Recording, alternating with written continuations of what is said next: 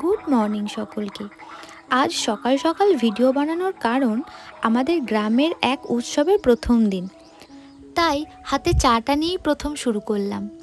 তারই মধ্যে চোখে পড়লো আমার অপুষ্টিকর গাছে অসময়ে দুটি ফুল দিয়েছে, দেখে খুব ভালো লাগলো। এই যে ছোট্ট পুচকিদের লাইনটা দেখছেন হাতে ঘট নিয়ে, এরা এভাবে গোটা গ্রামটা পরিক্রমা করে একটা নির্দিষ্ট পুকুর থেকে জল ভরে নিয়ে আসে। সেই ঘট নিয়ে আসার পর মন্দিরে মঙ্গল ঘট স্থাপিত হবে এবং সপ্তশতী যজ্ঞ হবে গ্রামের সকলের ভালো এবং মঙ্গলের জন্য।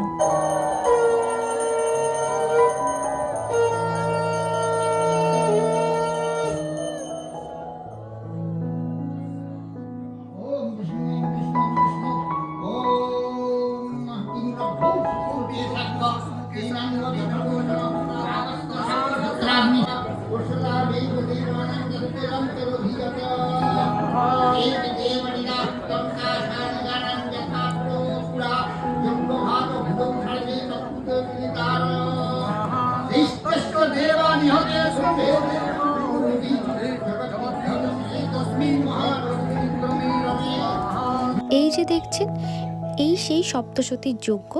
অনেকগুলো ব্রাহ্মণ মিলে একটা বড় হোম কুণ্ড বানিয়ে এখানেই সেই যজ্ঞ হয়। গোটা গ্রাম ঘুরে আসার পর মঙ্গল ঘট স্থাপিত করে তারপর সকাল 10টা নাগাদ শুরু হয় এবং শেষ হয় যজ্ঞটা প্রায় 1:30টা নাগাদ।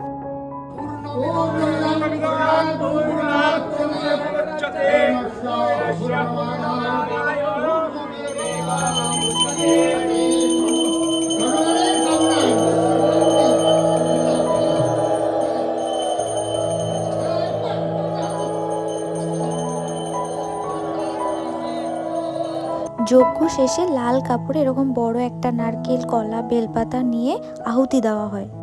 আমাদের গ্রামের এই উৎসবটি 3 দিন ধরে চলতে থাকে, ঠিক চৈত্র মাসেই হয় এটা। আর মাঝের দিন সারা দিন রাত কীর্তন হয়। তবে এখানে 3 দিন ধরে দিনে রাত্রে খাওয়া দাওয়ার ব্যবস্থা থাকে। তবে প্রথম দিন এই মঙ্গল ঘট আনার সময় কিছু নিয়ম থাকে, যেমন মঙ্গল ঘট আনার সময় যে কেউ যেতে পারে, কিন্তু ঘট একমাত্র কুমারী মেয়েরাই আনতে পারবে। ছোটবেলায় অবশ্য কয়েক বছর আমিও স্নান করে সকাল সকাল শাড়ি টাড়ি পরে দিদি রেডি করিয়ে দিত, আমি চলে যেতাম। তখন অবশ্য লাইনটা অনেক বড় হতো, অনেকে থাকতো। এখন বাচ্চাদের মধ্যে যেন দিন দিন সব কিছুর থেকে ইন্টারেস্টগুলো কমে যাচ্ছে। যাই হোক, আমরা তো তখন এত ফোন টোন পেতাম না, আমাদের মধ্যে এগুলোই খুব ভালো লাগতো। আর সব শেষে হোমকুণ্ডটা 7 বার প্রদক্ষিণ করে পুজো শেষ হয়।